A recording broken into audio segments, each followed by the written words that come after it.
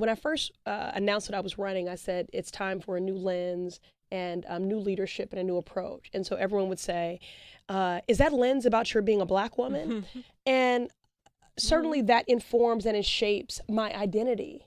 And I am a problem solver, and I am a convener and a coalition and a movement builder, an activist leader, which is what these times require. But my lens is also informed by the stories that I've actively listened to and learned from.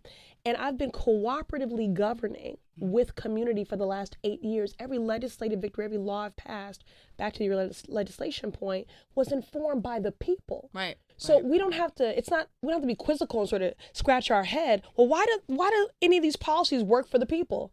Because they're not informed by people. Right. You know, and so I sit in the space of legislation because I'm guided by the words of Dr. King, who said that laws may not change the hearts and minds of man, but they can restrain the heartless. What we're seeing in Washington is not a deficit of resource. It's not just about money. It is about a deficit of empathy and inability to see the humanity in one another. And so what moves the needle on that, what fosters that empathy, are leaders who lift up the voices. So I'll vote in Washington, but the work happens in the district. Right. I mean, people have got to get this. I respect the voting record, but I care less about scorecard and a hell of a lot more about impact.